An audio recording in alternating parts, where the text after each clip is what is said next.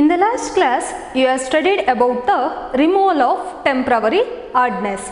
In this class, we shall study about the removal of permanent hardness. Already you know that permanent hardness is mainly due to the presence of chlorides and sulfides of calcium and magnesium.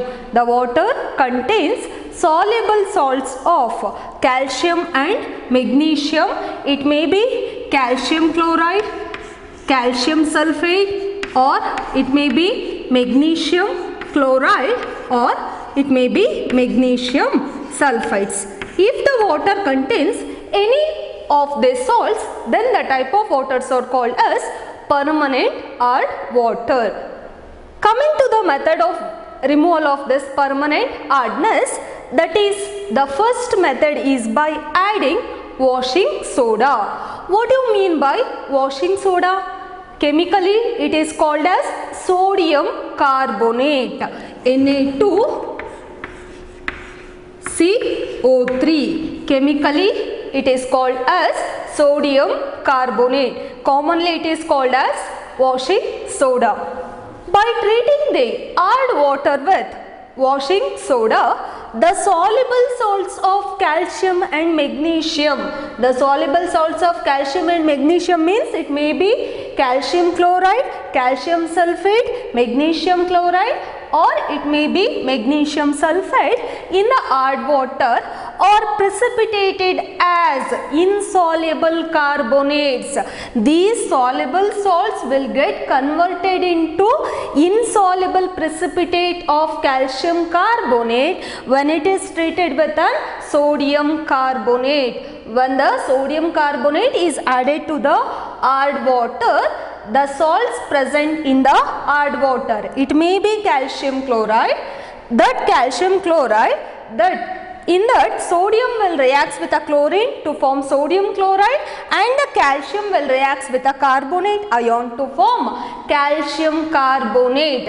This calcium carbonate will get precipitated. This precipitate can be removed by the filtration. If the water contains the salt like calcium sulfate, or it may be magnesium sulfate also, when it reacts with a sodium carbonate, again it is going to form the precipitate of calcium carbonate. It gets precipitated as calcium carbonate, and the salt form will be the sodium sulfate. This sodium sulfate and sodium chloride does not causes any hardness for the water. These precipitated, the formed precipitate of carbonates are removed by the filtration method, and the water what we are going to get is an soft water. Cleared? This is about the one of the method for the removal of permanent hardness. Next, Calgon's method. What do you mean by this Calgon's method? Calgon is chemically called as sodium hexametaphosphate. Sodium hexametaphosphate. What is Calgon anta heli saha kelbodu.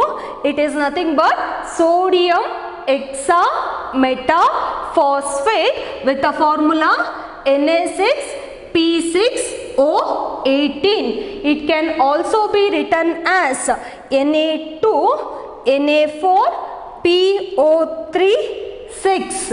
It can also be written as, generally it is written as Na6P6O18. It can also be written as like this, Na2NA4PO36. When it is added to a water, when this Calgon is added to a water, it ionizes as Na plus Na4 PO36 2 minus. It is going to form a complex anion. Complex anion.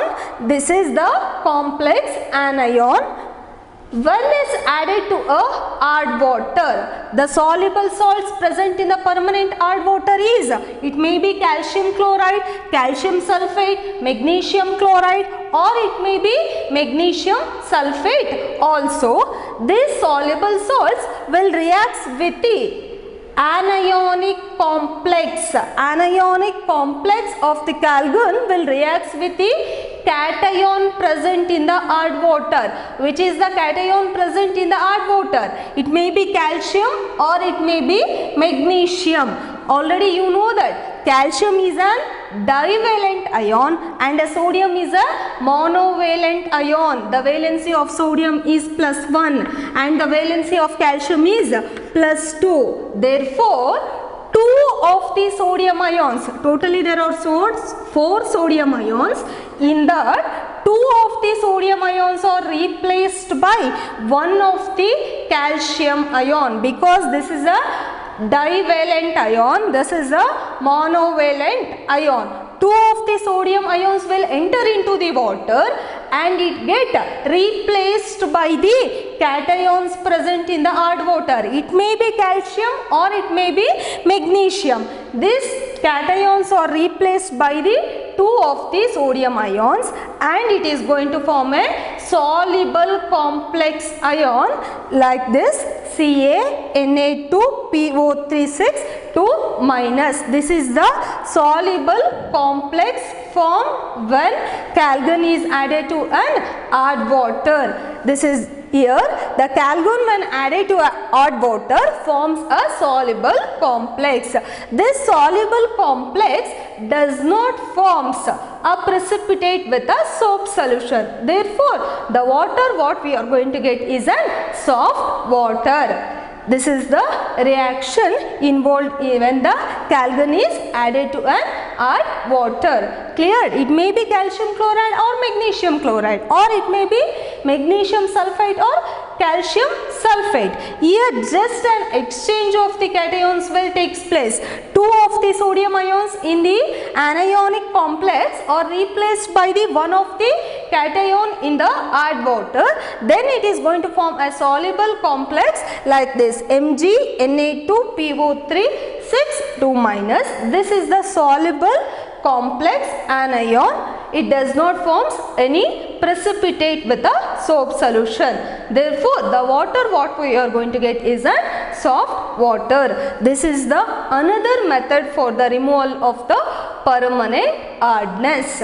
Cleared? Next. Coming to a third method of removal of permanent hardness is zeolite or a permuted method. What do you mean by zeolite?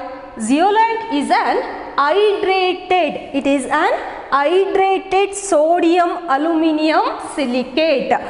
Chemically, it is called as hydrated sodium aluminium silicate with the formula Na2Al2 Si2O8 XH2O. That means it is an hydrated salt. It is containing water molecule in its crystal lattice. Therefore, it is called as hydrated salt. Cleared? Here, generally it is represented as Na2Z. This aluminium silicate, hydrated aluminium silicate, completely Al2Si2O8XH2O is generally, simple agi bariyodadre, it can be represented by Z. Totally it becomes Na2Z. Clear? Simple agi bariyuvaga reactions alli it helps us to write it like this, Na2Z. Cleared? When this zeolite is added to a hard water, when zeolite is added to a hard water, its sodium ions are replaced by the cations in the hard water. Which are the cations present in the hard water? It may be calcium or a magnesium ions present in the hard water.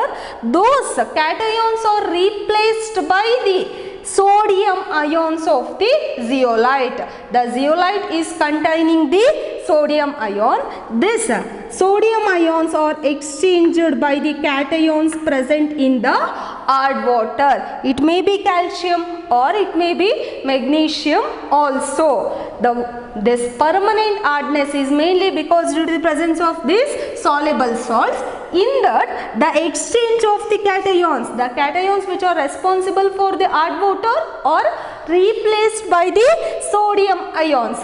What happens when the sodium ions will absorbed by the zeolite and the sodium ions will enter into the solution and it is going to form NaCl. This NaCl, the soluble salt of NaCl, the salt present in the water, it does not causes any hardness for the water. Clear? Then the water what we are going to get is a soft water. Just an exchange of the cations will takes place. The zeolite contains the sodium ions. These sodium ions are replaced by the cations present in the hard water. The sodium ions will enter into the water and the cations present in the water are replaced by the sodium ions. Then we are going to get a soft water. This is the one of the method for the removal of the permanent hardness. See here, this zeolite is carried out in a column like this. This column is filled with an zeolite. This zeolite is nothing but an Na2Z. It is commonly represented as Na2Z, zeolite containing sodium ions, isn't it? Here it is containing the sodium ions.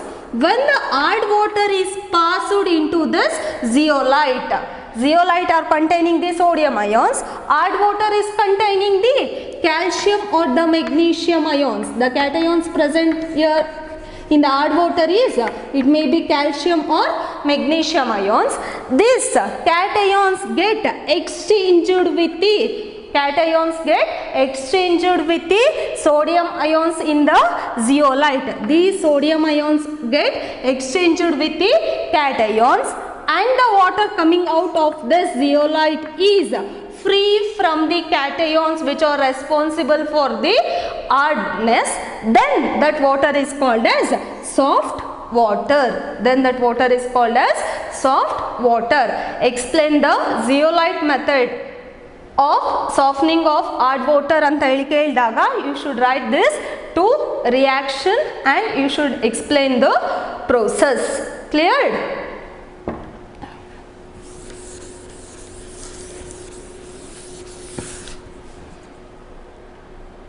Next, fourth method is synthetic resin method, or it is also called as ion exchange method.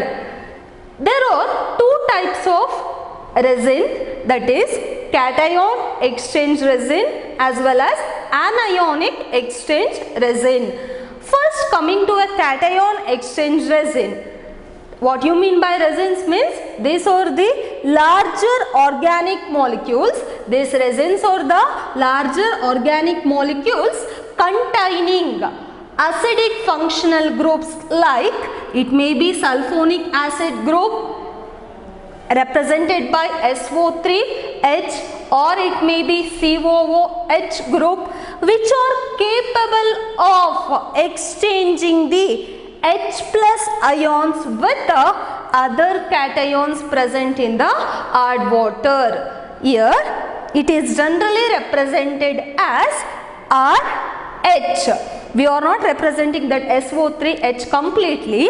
We simply represent cation exchange resin as RH. What happens when the hard water is passed into this cation exchange resin? When the hard water is passed into this cation exchange resin, the H plus ion of the resin get exchanged with the cations present in the hard water. Which are the cations present in the hard water? It may be calcium ion, or it may be magnesium ion, or any other cations present in the hard water get replaced by the H plus ion. These cations will get attached to the resin and H plus ion will enter into the water. These H plus ions are replaced by the cation then we are going to get a resin like R2Ca and the water containing H plus ion. The water coming out of this cation exchange resin is free from all the cations. All the cations are removed and the water what we are going to get is free from the cation. Cleared? Next. The same water which is coming out of this cation exchange resin is passed into the anionic exchange resin. The same water which is coming out of the cation exchange resin is made to pass through the anionic exchange resin.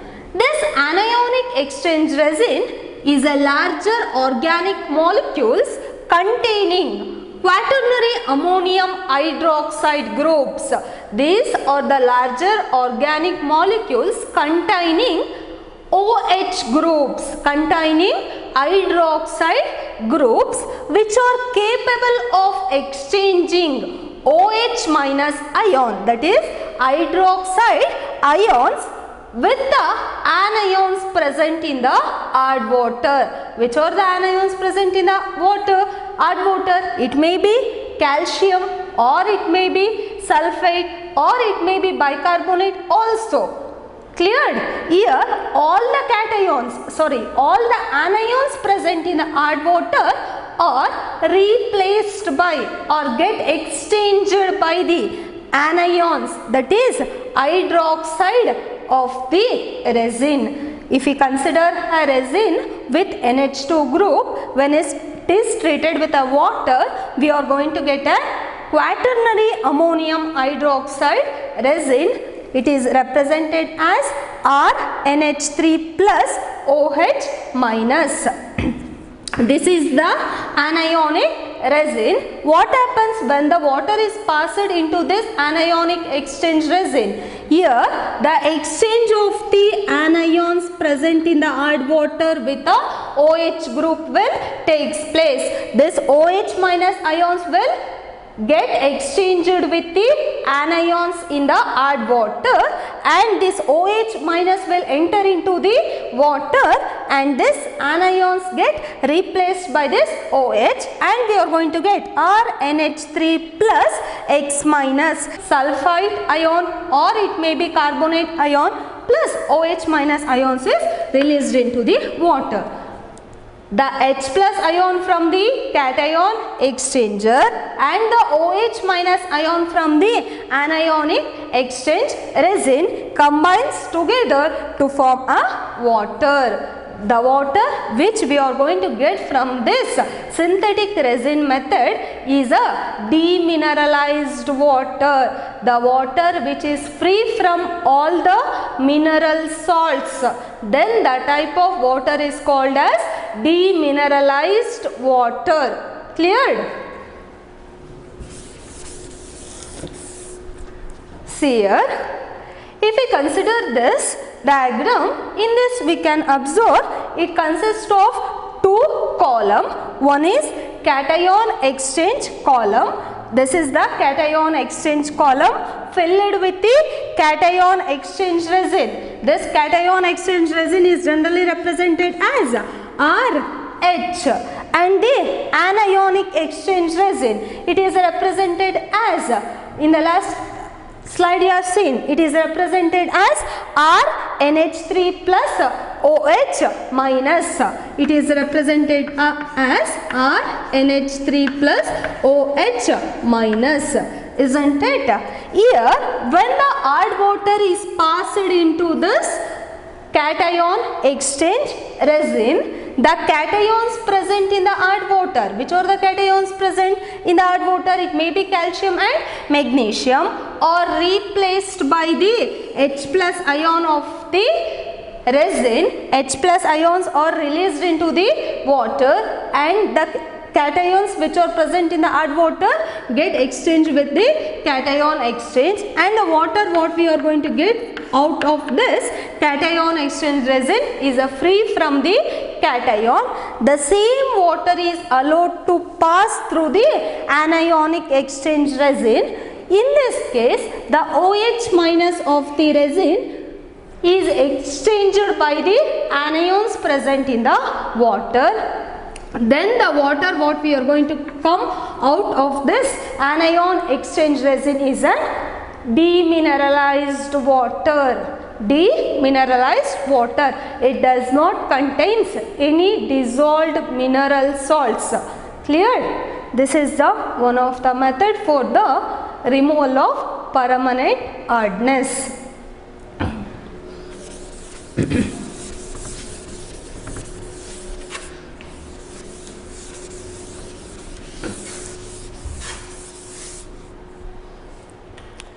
Next important compound of dihydrogen is hydrogen peroxide. It is represented as H2O2. Coming for the method of preparation of hydrogen peroxide. It is prepared by acidification of barium peroxide and removing the excess of water. We have to consider the hydrated barium peroxide.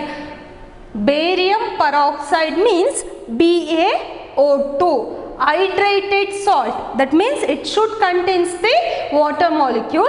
It is containing 8 water molecule H2O. When it is acidified using H2SO4, it is going to form a precipitate of barium sulfate. It is going to form a precipitate of barium sulfate, and water molecule, excess of water is removed by the evaporation method, and we are going to get an H2O2. Hydrogen peroxide is obtained by the acidification of barium peroxide. Cleared? This is the one of the method for the preparation of hydrogen peroxide using barium peroxide. Cleared?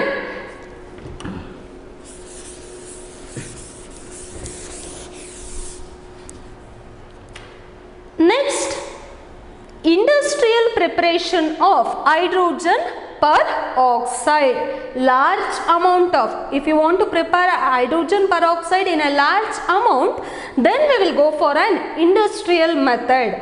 In industries, hydrogen peroxide is prepared by the auto-oxidation of 2-ethyl anthraquinol. This is the structure for 2-ethyl anthraquinol, which upon oxidation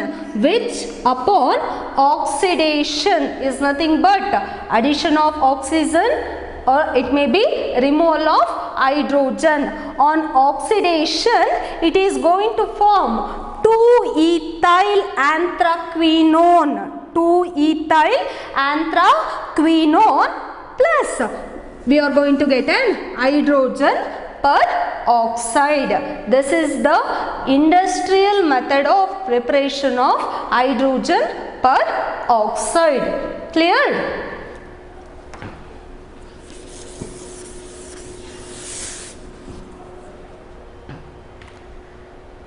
Next is third method of preparation of hydrogen peroxide.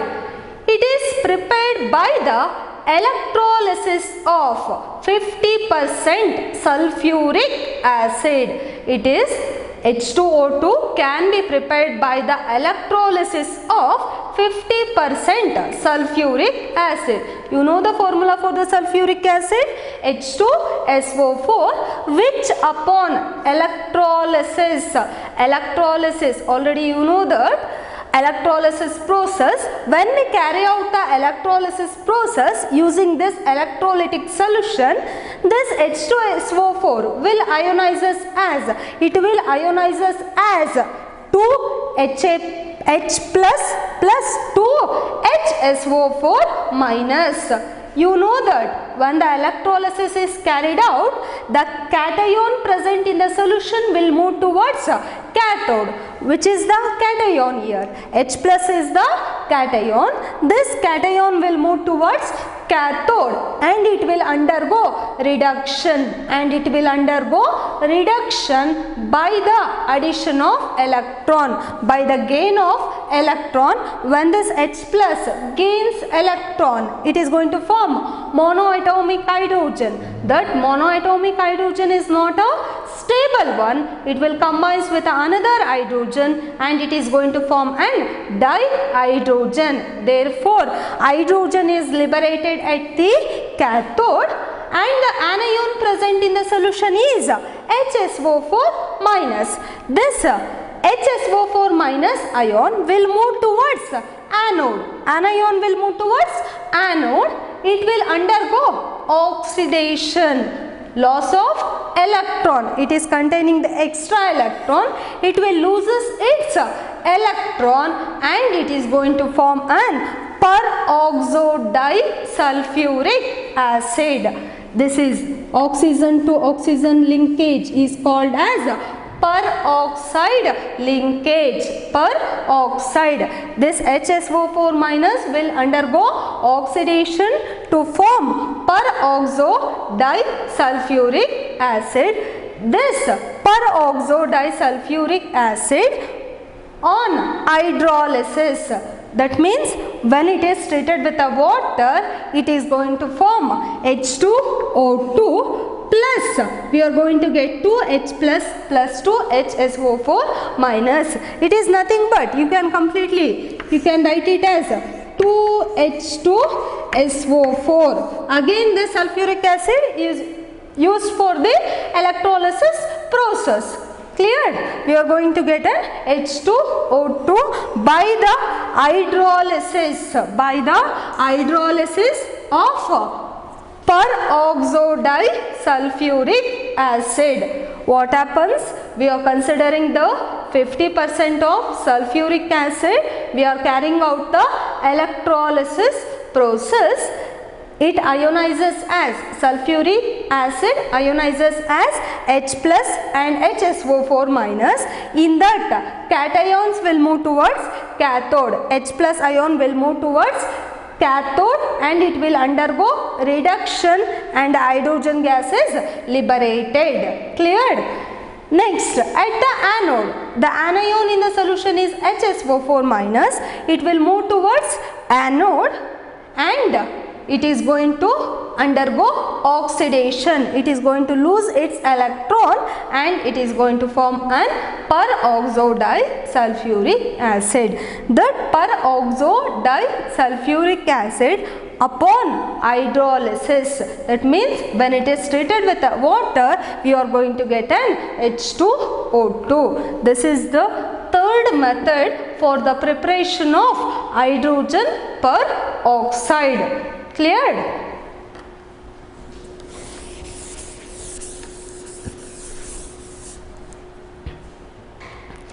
Next is the preparation of deuterium peroxide.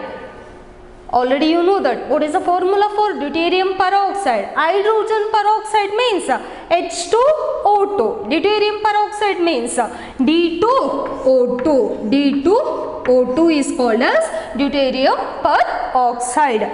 When potassium persulfate reacts with deuterium oxide, potassium persulfate means K2S2O8. When this potassium persulfate reacts with deuterium oxide, it is going to form potassium deuterium sulfate and deuterium peroxide will be obtained. Deuterium peroxide is obtained by treating potassium persulfate with deuterium oxide. Cleared?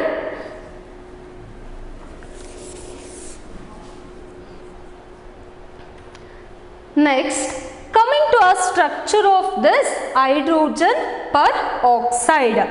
Here you can observe this hydrogen peroxide is having non-planar structure. It is having non-planar structure. What do you mean by this? The two oxygen atoms are present in a plane. the two hydrogen atoms are present out of the plane. They are not present in the same plane. Cleared? One hydrogen is present above the plane, another hydrogen is present below the plane. They are not present in the same plane. Therefore, it is having a non-planar structure. It will exist in a gaseous form as well as in a solid phase. You can observe here, oxygen is bonded to another oxygen by a covalent bond. Then each oxygen is bonded to an hydrogen atoms again by a covalent bond. The oxygen to oxygen bond length was found to be 147.5 picometer in the case of solid phase and 145.8 picometer in the solid phase.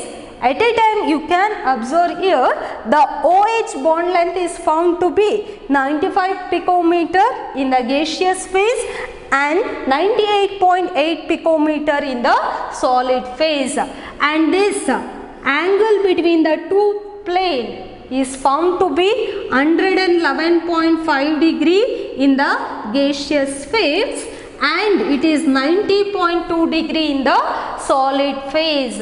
The decrease in the bond angle is mainly due to the, ಯಾಕೆ decrease ಆಗ್ತಾ ಇದೆ ಅಂದರೆ mainly because due to the presence of hydrogen bonding in the case of solid phase.